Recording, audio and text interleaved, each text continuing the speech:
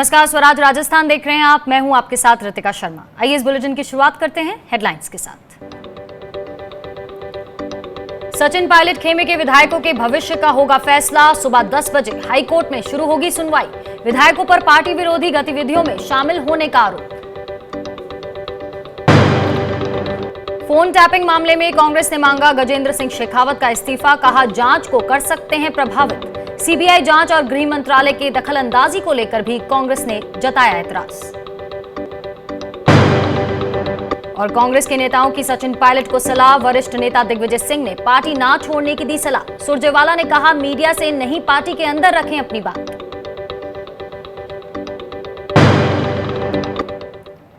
चलिए बुलेटिन की शुरुआत करते हैं राजस्थान में जारी राजनीतिक सियासी हलचल की खबरों से। राजस्थान के सियासत में 3 बड़ी खबरें आ रही हैं। पहली खबर है विधायकों के खरीद फरोख्त को लेकर हाईकोर्ट में होने वाली सुनवाई की। दूसरी खबर सूत्रों के हवाले से है, जिसमें कहा जा रहा है कि अशोक गहलोत विधानसभा सत्र बुलाने की तैयारी कर रहे हैं। और तीसरी खबर कपिल सिब्बल और अजय माकन से जुड़ी है, जिन्होंने बीजेपी पर हमला बोला है।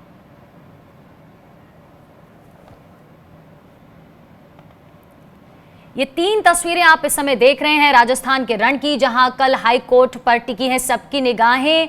आपको बता दें, बागी विधायकों ने विधानसभा अध्यक्ष के उस नोटिस को यहां चैलेंज किया है, जिसकी सुनवाई पहले भी हुई और अब सोमवार को ये सुनवाई होनी थी। 10 बजे ये सुनवाई शुरू होगी। वहीं सत्र बुलाने की तैयारी, ऐसा सूत्रों के हवाले से खबर है कि सत्र बुलाने की तैयारी हो रही है। वहीं कपिल सिब्बल और अजय माकन ने आज प्रेस कॉन्फ्रेंस की। कपिल सिब्बल ने दल बदल कानून में संशोधन करने की बात कही, इनडायरेक्टली कहा, लेकिन कहने का मतलब उनका यही था कि इस दल बदल कानून में थोड़ा संशोधन होने की जरूरत है। बीजेपी पर हमला बोलते हुए अजय माकन ने यहां 5 प्रमुख सवाल किए बीजेपी और केंद्र सरकार से अपनी इस प्रेस कॉन्फ्रेंस में। और वहीं विधायकों की खरीद फरोख्त मामले की कल हाईकोर्ट में सुनवाई होगी। कल ये तय होगा कि पायलट खेमे के विधायकों का भविष्य क्या होगा। पायलट खेमे के विधायकों ने स्पीकर के उस नोटिस के खिलाफ हाईकोर्ट में याचिका दायर की है, जिसमें विधायकों पर पार्टी विरोधी गतिविधियों में शामिल होने का आरोप लगा है।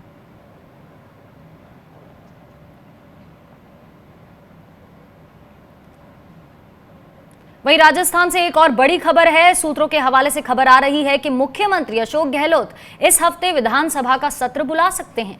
कल ही अशोक गहलोत ने राज्यपाल कलराज मिश्र से बात की थी, मुलाकात की थी, और जिसके बाद ये माना जा रहा है कि विधानसभा सत्र जल्द ही बुलाया जा सकता है। सरकार अपने सारे विकल्प खोल कर चल रही है। कांग्रेस सूत्रों का कहना है कि सचिन पायलट और बागी विधायकों की वजह से राजनीतिक संकट आया है। वहीं कांग्रेस नेता अजय माकन ने कहा कि फ्लोर टेस्ट कब और कैसे करना है, इसका निर्णय मुख्यमंत्री लेंगे।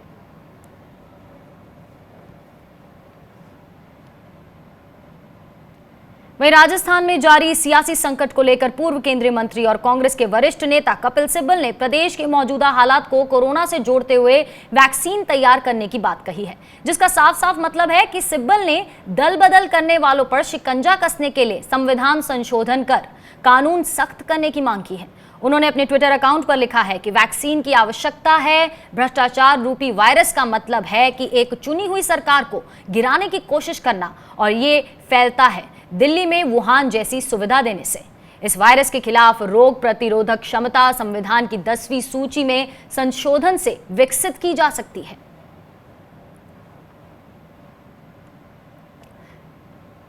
वहीं आपको बता दें कि जयपुर में कांग्रेस नेता अजय माकन ने एक प्रेस कॉन्फ्रेंस कर बीजेपी पर बड़ा हमला बोला है। उन्होंने साफ बीजेपी पर आरोप लगाते हुए कहा कि बीजेपी लगातार लोकतंत्र की हत्या कर रही है। और इतना ही नहीं, उन्होंने केंद्रीय गजेंद्र सिंह शेखावत केंद्रीय मंत्री जो हैं, उनको आड़े हाथों लेते हुए इस्तीफे की मांग की है। उन्होंने ये आशंका जाहिर की है कि ऑडियो क्लिप केस में वो जांच को प्रभावित कर सकते हैं। जब गजेंद्र सिंह का नाम एफआईआर में आ गया, जब उनकी आवाज जो कि सब लोग जानते हैं, पहचानते हैं, उन लोगों ने भी रिकॉग्नाइज कर ली, तो क्या ये औचित्य है? क्या औचित्य है कि वो अभी भी केंद्र सरकार के अंदर मंत्री पद पे बने हुए हैं? गजेंद्र सिंह जी शेखावत को या तो इस्तीफा देना चाहिए या उनको तुरंत प्रभाव से हटा दिया जाना चाहिए, ताकि वो इन्वेस्टिगेशन के अंदर हस्तक्षेप ना कर सके। वरिष्ठ पत्रकार अवधेश अकौड़िया हमारे साथ जुड़ चुके हैं। इस पूरे घटनाक्रम पर आज उनसे बात करते हैं। सर, अब तक जो राजस्थान में राजनीति का खेल चल रहा है उसको आप किस तरह से देखते हैं? चाहे अशोक गहलोत की तरफ से ये सियासी दांवपेच खेले जा रहे हैं ताकि उनकी सरकार बची रहे, वहीं बागी विधायकों का हाईकोर्ट तक चले जाना, और जिस तरह से यहाँ बीजेपी जिस तरह से पहले वेट एंड वॉच की स्थिति में थी लेकिन अब वो धीरे धीरे अपनी चाल चल रही है, इस सबको आप किस तरह से देख रहे हैं? देखिए, एक बात स्पष्ट है कि जो बागी खेमा है, सचिन पायलट के साथ जो विधायक हैं, उनकी संख्या इतनी नहीं है कि वो सरकार को गिरा सके। इस वजह से जो दूसरा खेमा है अशोक गहलोत का, वो बहुमत की संख्या को लेके आश्वस्त है। यही वजह है कि आपने देखा होगा कि बीजेपी की तरफ से अभी तक फ्लोर टेस्ट की मांग नहीं की गई है। यदि संख्या होती बागी खेमे के पास पूरी, तो मध्य प्रदेश की तर्ज पर यहाँ पर भी विधायकों के इस्तीफे होते और खुद बीजेपी की तरफ से और बागी विधायकों की तरफ से मांग की जाती कि आप बहुमत साबित कीजिए विधानसभा के फ्लोर पर। लेकिन ऐसा यहाँ पर होता हुआ नहीं दिख रहा है। इसकी वजह यह है कि जो बागी खेमा है उसके पास बहुमत नहीं है, और जो अशोक गहलोत का खेमा है उसके पास इतनी संख्या है कि वो सरकार को बचा लेंगे, सरकार को नहीं गिरने देंगे। तो कहीं ना कहीं अशोक गहलोत सरकार आश्वस्त है। सर, आप हमारे साथ बने रहिए। हमारे साथ नेता ज्योति खंडेलवाल, कांग्रेस नेता, भी जुड़ चुकी हैं। ज्योति जी, तीन बड़े आज चीजें, बड़ी खबरें सामने आई हैं। सबसे पहला तो ये जानना चाहूंगी कि जिस तरह से कल जो सुनवाई होने जा रही है सुप्रीम कोर्ट, माफ कीजिएगा, हाई कोर्ट के अंदर, उसमें बागी विधायकों ने उस ऑर्डर, उस नोटिस को चैलेंज किया है, जिसको लेकर कल हो सकता है कि कल उनकी विधायकी को लेकर बहुत बड़ा फैसला हाई कोर्ट की तरफ से आ जाए। तो कांग्रेस खेमा इस पूरी कार्रवाई को जो कोर्ट में होने जा रही है उसको किस तरह से देख रहा है? देखिए, न्यायालय पे में जो गए हैं 19 विधायक जो अपने लेकर के नोटिस के अगेंस्ट, विधानसभा स्पीकर के अगेंस्ट, उसमें पहले दिन हमने देखा कि महेश जोशी जी भी पक्षकार बनने के लिए केवियट लगाने के लिए, क्योंकि वो चीफ व्हिप हैं और व्हिप उनकी ओर से जारी किया गया था, तो केवियट के लिए वो गए थे कोर्ट में, जिसमें उनको पक्षकार बना लिया गया है और उनको समय दिया गया था कि वो 20 तारीख तक अपना पक्ष जो है वो रख सकते हैं। और अभी जो पक्ष रखा गया है वो आप देखेंगे कि जो विधायक हैं उनकी ओर से वो पक्ष रखा गया है अभी कोर्ट में, और सरकार की तरफ से अभी पक्ष रखा जाना शेष है। मुझे लगता है ये मामला अभी माननीय न्यायालय के निगरानी में है और माननीय न्यायालय द्वारा कानूनी या संवैधानिक जो पक्ष है उसको देखते हुए ही जो है वो इस मामले में निर्णय लिया जाएगा। तो मुझे लगता है कि सुनवाई थोड़ी लंबी चलनी चाहिए, और सभी जो, क्योंकि जैसा हमने देखा भी था उस दिन कि 19 विधायकों का पक्ष रखने के लिए एडवोकेट हरीश साल्वे जी को और मुकुल रोहतगी जी को काफी समय दिया गया था। उसी तरीके से जब सरकार का पक्ष रखने की बात आएगी तो सरकार के वकील की ओर से भी पूरा पक्ष रखने के लिए समय जो है वो दिया जाएगा। और इस तरह से महेश जोशी जी जब जवाब देंगे, अपना अपना पक्ष रखेंगे वो, तो निश्चित रूप से ये सुनवाई थोड़ी लंबी होगी। और चूंकि इसमें संविधान के व्याख्या है, उसके अनुच्छेद की व्याख्या है, दल बदल कानून को लेकर के काफी चर्चाएं हैं जो तो कहीं ना कहीं बहुत ही इंपॉर्टेंट, बहुत ही महत्वपूर्ण है ये सभी पक्षों के लिए कल की ये हाईकोर्ट की सुनवाई। आप हमारे साथ बने रहिए।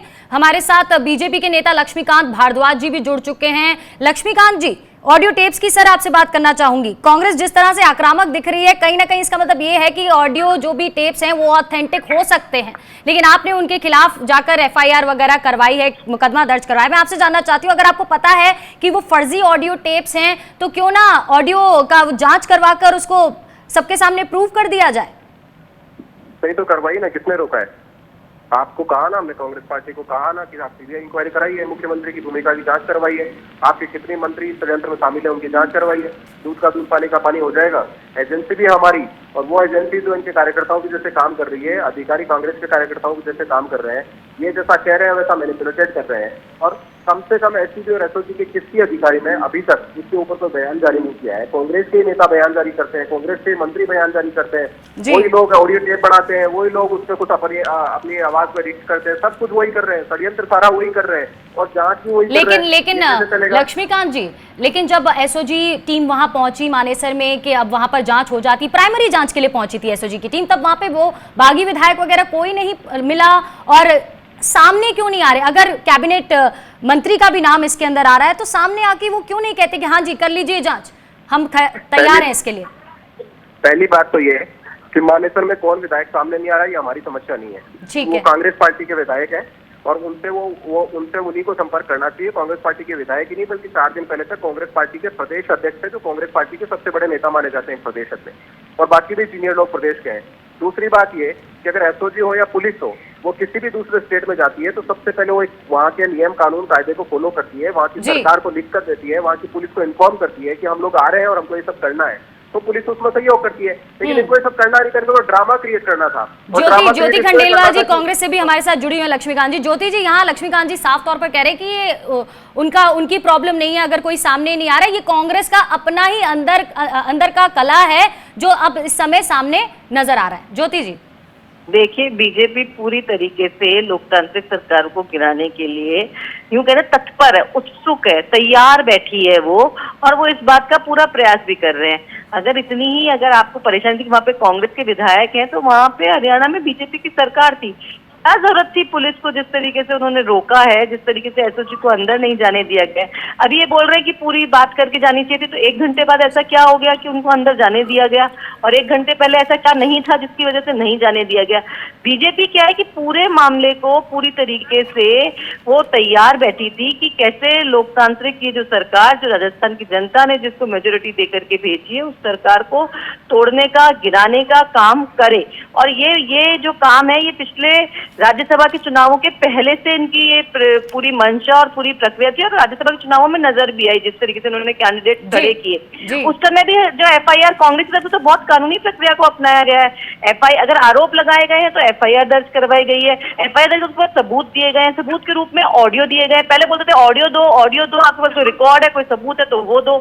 जब सबूत सामने आए तो ज्योति जी, बीजेपी की तरफ से सीबीआई जांच पर भी बहुत ज्यादा आरोप लगा रहे हैं। ज्योति जी, केवल आरोप प्रत्यारोप की राजनीति बीजेपी को नहीं करनी चाहिए। और यहाँ पर सीबीआई को भी इस केस में इन्वॉल्व करने की बात हो रही है। ज्योति जी, सीबीआई को भी इस केस में इन्वॉल्व करने की बात हो रही है, बार बार ये कहा जा रहा है कि सीबीआई को ये केस दिया जाए। बीजेपी ये चाहती है कि कैसे भी ये जांच जो है वो ये रुक जाए, वो तो ये चाहती है कि सीबीआई को मामला दे दे, तो एसओजी जो इनकी कैबिनेट मिनिस्टर हैं, जो उनसे जो ऑडियो की जो जांच जो करना चाह रही है, वो जांच को रुकवा दिया जाए, किसी भी तरीके से इस जांच को कैसे भी प्रभावित किया जाए। इसीलिए हम तो सीधे तौर पे, जब इतना बड़ा आरोप लग रहा है और आप सही हो, तो आपको निश्चित रूप से या तो खुद आगे आकर के अपनी जांच करवा लेनी चाहिए, और अगर नहीं आते तो तब तक आपको अपने पद से इस्तीफा दे देना चाहिए, जिससे आप जांच को इन्फ्लुएंस न कर पाओ। लक्ष्मीकांत जी, आप सुन रहे हैं ज्योति जी को, वो कह रहे हैं कि सामने आके या तो जांच करवा लेनी चाहिए या तो इस्तीफा दे देना चाहिए, और सीबीआई को इस पूरे केस में इन्वॉल्व करने के पीछे कोई ना कोई मकसद जरूर है बीजेपी का। लक्ष्मीकांत, देखिए, ऐसा है कि इनकी बातें सर के ऊपर से जा रही है, ये जा रही है कि ये कह रहे हैं कि एसओजी से जांच करानी चाहिए सर के ऊपर से, समझ में थोड़ी कम आती है ना आपको, थोड़ा सा डिसिप्लिन रखिए मैम। कानूनी बातें थोड़ी कम समझ में आती है लक्ष्मीकांत जी, आप क्यों बीच में बोल रही है मैडम, क्यों डर रही है? ज्योति जी, एक मिनट बोलिए, मेरे पास समय कम ही है। जी लक्ष्मीकांत जी, पैसा मिला था, मैं बोलिए। लोकेश शर्मा को शोभ गहलोत ने कितना पैसा दिया था, और कितना बीटीपी के एमएलए को आपने पैसा दिया है, कैसे उनको सड़क पे रोक पे गुंडों की जैसे पुलिस का इस्तेमाल करके गाड़ी में पटका था, कैसे उनको डूंगरपुर से उठाया और कैसे होटल में पटका है, कैसे 6 बसपा के विधायकों को खरीदा है पैसा देकर। हम थोड़ी कह रहे हैं, हम थोड़ी कह रहे हैं, कैसे कोरोना में आरोप प्रत्यारोप का दौर तो चलता रहेगा, इसीलिए ये जांच कमेटी बनाई गई है, इसीलिए इन चीजों का, इन ऑडियो टेप्स का, साथ ही साथ विधायकों की खरीद फरोख्त पर जांच होनी बेहद जरूरी। आप दोनों का बहुत बहुत शुक्रिया। हमारे साथ अवधेश अकोड़िया जी भी जुड़े हुए हैं, वरिष्ठ पत्रकार हैं। सर, ये आपने सुना किस तरह से आरोप प्रत्यारोप का दौर चल रहा है। सचिन पायलट की बात करें, यहाँ पर बागी विधायकों के बारे में उनको नोटिस भी दिया गया है, जिसकी कल सुनवाई भी है, लेकिन कहीं ना कहीं यहाँ पार्टी सचिन पायलट जैसे युवा जो नेता है उनको खोना भी नहीं चाहती है, ऐसा लग रहा है। बार बार उनसे अपील की जा रही है बड़े बड़े दिग्गज नेताओं की तरफ से कांग्रेस के, कि आप आएं और पार्टी के दरवाजे आपके लिए खुले हैं, सुलह करें। देखिए, इसमें कोई दो राय नहीं है कि बहुत उज्जवल भविष्य हो सकता था सचिन पायलट का, बहुत प्रभावशाली नेता हैं, उनका यहाँ पर काफी प्रभाव भी है, उन्होंने काफी उपलब्धि यहाँ पर हासिल की हैं, और कांग्रेस पार्टी उनको खोना नहीं चाहती है। लेकिन यदि बात इतनी आगे बढ़ जाए जितनी आगे बढ़ चुकी है, मुख्यमंत्री इतनी बातें उनके खिलाफ बोल चुके हैं, वो 18 विधायकों को लेके इतने दिन से होटल में बैठे हुए हैं, कोई संवाद किसी से नहीं हो रहा है, वो खुद मीडिया के सामने ऑन कैमरा अभी तक नहीं आए, ना तो कोई विधायक आया है, ना खुद सचिन पायलट आए हैं। तो ऐसी स्थिति में संवाद की कोई गुंजाइश बचती हुई दिखाई मुझे नहीं देती है। अब पूरा मामला टिका हुआ है कि जो कोर्ट में कल सुनवाई होनी है उसमें क्या नतीजा निकलता है, उसके हिसाब से जो भी होगा उसके हिसाब से मुख्यमंत्री अशोक गहलोत यहाँ पर फैसला लेंगे।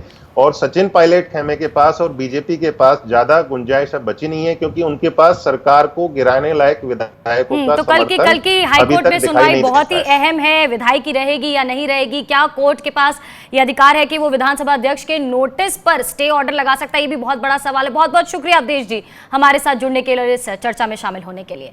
तो कल बहुत ही महत्वपूर्ण दिन होने वाला है राजस्थान की सियासत में। वहीं बढ़ते आगे, कांग्रेस नेता रणदीप सिंह सुरजेवाला ने एक बार फिर दावा किया है कि राजस्थान सरकार को 109 विधायकों का समर्थन है। उन्होंने एक बार फिर दोहराया कि सचिन पायलट को अपनी बात मीडिया में नहीं बल्कि पार्टी के अंदर रखनी चाहिए। उन्होंने बताया कि पार्टी सचिन पायलट से 8 बार बात कर चुकी है। कांग्रेस पार्टी के पास बहुमत है और कांग्रेस पार्टी के बहुमत को आज राजस्थान में भारतीय जनता पार्टी के जो विधानसभा में नेतागण हैं राठौड़ जी और जो उनके राजस्थान में भाजपा अध्यक्ष हैं पूनिया जी, दोनों ने स्वीकारा है। दोनों अब पीछे हटकर ये कह रहे हैं कि भाजपा तो राष्ट्रपति शासन की मांग ही नहीं कर रही। तो रणदीप सिंह सुरजेवाला वरिष्ठ नेता हैं कांग्रेस के, यहां गहलोत सरकार के पास बहुमत है ऐसा दावा करते हुए दिख रहे हैं। ज्यादा जानकारी के लिए जुड़ते हैं हमारे संवाददाता बिलाल सब्जवारी से। तो बिलाल, यहां कांग्रेस नेता रणदीप सिंह सुरजेवाला एक बार फिर दावा करते हुए कि राजस्थान सरकार को 109 विधायकों का समर्थन है, कितना दम है इन दावों में, क्या जानकारी? जी देखिए, रणदीप सुरजेवाला ने एक बार फिर इस बात का दावा किया है कि उनके पास 109 विधायकों का पूर्ण बहुमत है। दरअसल जब से सचिन पायलट के साथ विधायक टूट के गए थे उसके बाद से ये कयास आराई लगाई जा रही थी कि सरकार को खतरा बना हुआ है। लेकिन जब रणदीप सुरजेवाला ने इस बात की आज फिर पुष्टि की कि भारतीय जनता पार्टी की लाख कोशिशों के बावजूद राजस्थान के अंदर कांग्रेस अपनी सरकार बचाने में कामयाब रही और उन्होंने इसके लिए सीधे सीधे भारतीय जनता पार्टी के षड्यंत्र को जिम्मेदार ठहराया।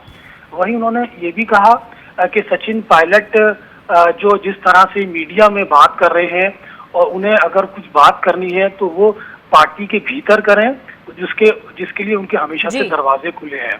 अगर वो भारतीय जनता पार्टी के संरक्षण में अपने आप को महफूज करते हैं तो ये अपने आप में शक पैदा करता है और उनकी मंशा पर सवाल खड़ा करता है। शुक्रिया बिलाल तमाम जानकारी के लिए। तो गहलोत सरकार एक बार फिर यहाँ 109 विधायकों का समर्थन है ऐसा दावा करती हुई नजर आ रही है। स्वराज राजस्थान में रुकेंगे यहाँ एक छोटे से ब्रेक के लिए, आप बने रहिए हमारे साथ।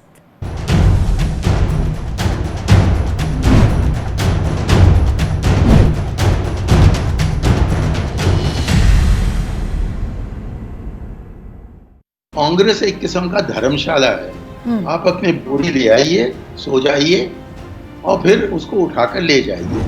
क्या सचिन पायलट और ज्योतिरादित्य सिंधिया ने आज कांग्रेस को धोखा दिया है, आप ऐसा मानते हैं? उनको हेलीकॉप्टर में कांग्रेस के अंदर आने का मौका मिला। शायद these spoiled rats are leaving the Congress। Mister Iyer, आपका ये कहने का मतलब है कि सचिन पायलट इस समय ओवर एम्बिशियस हो रहे हैं? इन्होंने कुछ काम किया है 2-3 साल और कमाल किया, लेकिन अशोक गहलोत तो पिछले 50 साल से कर रहे हैं। आपको लग रहा है कि सिर्फ गांधी परिवार का ही कोई एक ऐसा सदस्य हो जो पूरी कांग्रेस पार्टी को जोड़कर इस समय रख सकता है? आपने कांग्रेस को गांधी मुक्त बना दिया तो खड़े हो जाएंगे एक कांग्रेस गहलोत, एक कांग्रेस पायलट, एक कांग्रेस एंटनी, एक कांग्रेस चनीतला। देखिए ऑन रिकॉर्ड कांग्रेस के वरिष्ठ नेता मणिशंकर अय्यर के साथ सिर्फ स्वराज एक्सप्रेस पर। स्ट्रीम कोई भी हो, बेस्ट करियर ऑप्शन के लिए है Bhabha university. Best faculty, world class infrastructure, scholarships, hi tech labs, 27 acre of lush green campus, hostel facility, admissions open for engineering, pharmacy, dental, computer application, management and agriculture. Bhabha university at Hoshangabad road Bhopal. Call 9165025500।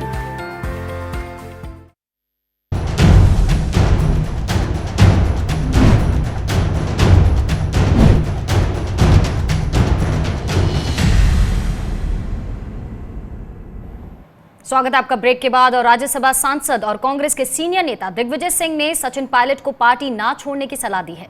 उन्होंने कहा कि सचिन पायलट को ज्योतिरादित्य सिंधिया की तरह BJP में जाने अनुसरण नहीं करना चाहिए।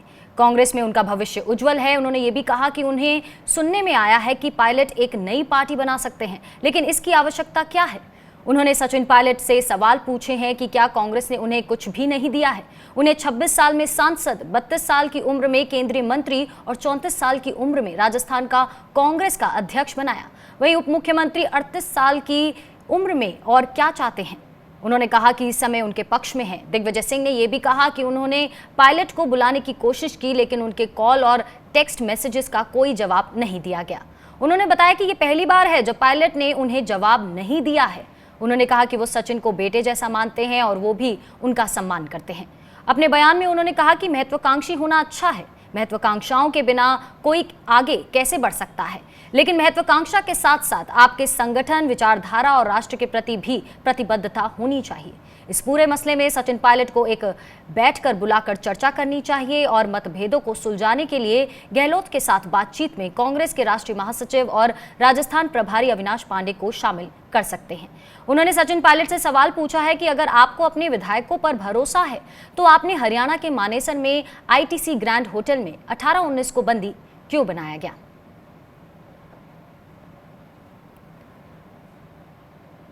और वहीं कांग्रेस नेता अभिषेक मनु सिंघवी ने राजस्थान में विधायकों के खरीद फरोख्त में सामने टैपिंग के मामले को लेकर सीबीआई जांच की मांग और केंद्रीय गृह मंत्रालय की ओर से रिपोर्ट मांगे जाने पर सवाल खड़े किए हैं।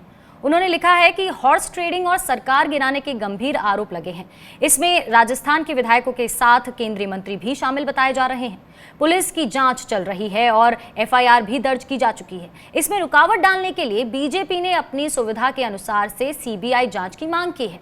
केंद्रीय गृह मंत्रालय भी सामने आ गया है। क्या मामले में क्लीन चिट देने के लिए जांच सीबीआई को दी जाएगी।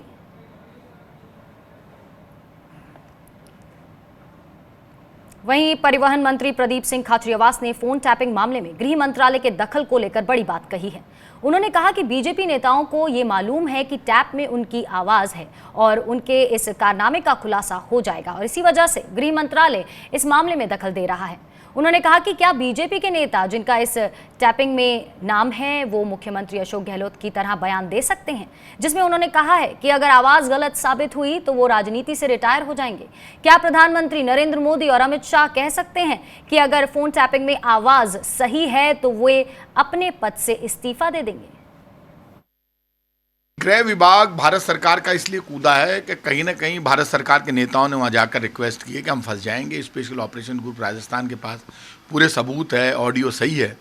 जैसे मुख्यमंत्री ने घोषणा की, सब कह दें कि ऑडियो गलत साबित होता है तो हम राजनीति से संन्यास ले लेंगे। अब तो नरेंद्र मोदी जी और अमित शाह जी को सामने आना पड़ेगा। उनको बोलना चाहिए कि क्या भारत सरकार इस्तीफा दे रही है क्या प्रधानमंत्री या गृह मंत्री। मुख्यमंत्री जी ने तो कह दिया। और इतना ही नहीं, आपको बता दें कि खाचरियावास ने अलग अलग जगहों पर पड़ रहे छापों को लेकर सवाल खड़े किए हैं। उन्होंने कहा कि केंद्र सरकार के इशारों पर देश की जांच एजेंसियां काम कर रही हैं। विधायकों को जानबूझकर परेशान किया जा रहा है। यहाँ पर ईडी इनकम टैक्स कब किसके घर आ जाए, कब मेरे घर आ जाए, कुछ पता नहीं है। ये मेरे यहाँ भी कर सकते हैं, किसी के यहाँ भी कर सकते हैं, क्योंकि अब तो वहाँ जो बागी कांग्रेस के लोग हैं वो तय कर रहे हैं कि वहाँ जाइए, उसके यहाँ ईडी का छापा डालिए, उसके यहाँ इनकम टैक्स का कीजिए, उसको सीबीआई से डराइए। जो एजेंसियों का दुरुपयोग इन्होंने किया यहाँ पे, ईडी इनकम टैक्स के छापे पड़े लोगों के, तो आप किसी को नोटिस दोगे, बुला लोगे, बात करो, कब तक इससे डर के कोई राजनीति होती है क्या। और इस बीच कांग्रेस विधायक राजेंद्र गूडा ने एक बड़ा खुलासा किया है। उन्होंने कहा कि एसओजी ने जिस शख्स संजय जैन को गिरफ्तार किया है उससे करीब 8 महीने उनकी मुलाकात हुई थी। संजय जैन ने उन्हें वसुंधरा राजे और दूसरे नेताओं से मिलाने की बात कही थी और साथ ही साथ उन्होंने ये भी कहा कि सरकार के पास बहुमत है, इसीलिए बीजेपी फ्लोर टेस्ट की मांग नहीं कर रही है। उस टाइम ये संजय जैन मेरे पास आया था और मुझे बीजेपी के नेताओं से मिलाना चाह रहा था। और क्या मिलवा के क्या करना चाह रहा था? सरकार गिराना, क्या पेशकश रखी थी। अब ये मिला के वो जो सारी चीजें सामने आ गई, ये इसकी पटकथा लिख रहा था उसी टाइम से। ये कहा था कि आप वसुंधरा जी से मिलो। पहले दिल्ली में मिलने की बात हुई थी, फिर मैंने वहां मना कर दिया, फिर बोले यहाँ मिल लो, इस तरह की बात। चलिए अब आपको दिखाते हैं जयपुर के होटल फेयरमाउंट में से आई तस्वीरें, जहां विधायक गाना गा रहे हैं। इनका आत्मबल कितना है ये आप इन तस्वीरों में, इस वीडियो में देख सकते हैं। इन विधायकों से मिलने मुख्यमंत्री अशोक गहलोत भी गए थे।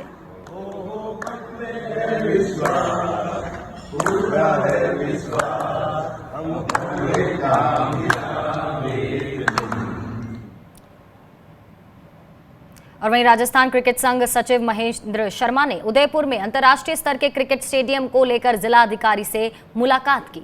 जिलाधिकारी ने स्टेडियम के लिए जमीन मुहैया कराने का आश्वासन दिया। आरसीए सचिव महेंद्र शर्मा के अनुसार राजस्थान क्रिकेट संघ संरक्षक और राजस्थान विधानसभा अध्यक्ष सीपी जोशी, आरसीए अध्यक्ष वैभव गहलोत के विजन और निर्देश के अनुसार आरसीए राज्य में क्रिकेट के विस्तार और विकास के लिए प्रयासरत है। बढ़ते हैं आगे। राजस्थान में कोरोना का संक्रमण तेजी से बढ़ रहा है। यहां मरीजों की संख्या 28,000 से ज्यादा हो गई है और करीब 550 ज्यादा मरीज अपनी जान गंवा चुके हैं। 12 लाख से ज्यादा, आपको बता दें, यहां पर सैंपलिंग हो चुकी है।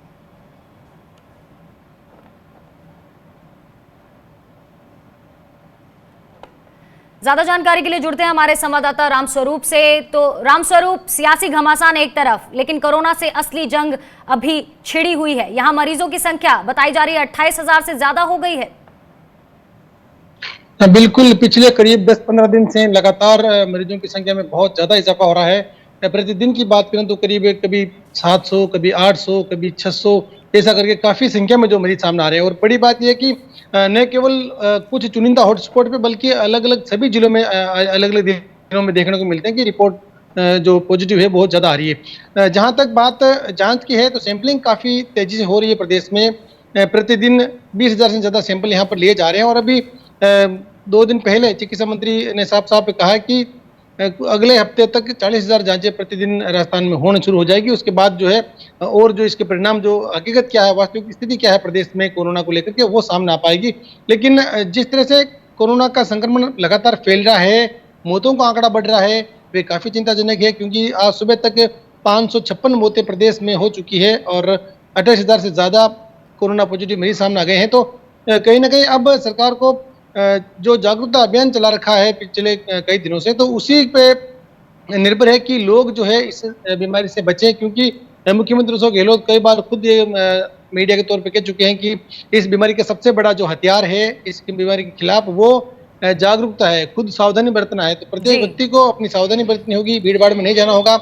जो नियम तय किए गए हैं सरकार के द्वारा, जो प्रोटोकॉल बनाए गए हैं, उनकी पालना सभी को सख्ती से करनी चाहिए। बहुत जरूरी है, सभी की जिम्मेदारी है। बहुत बहुत शुक्रिया राज्य पर कोरोना अपडेट हमारे तक पहुंचाने के लिए रामस्वरूप। और फिलहाल स्वराज राजस्थान में आज इतना ही। आप बने रहिए स्वराज एक्सप्रेस के साथ। नमस्कार।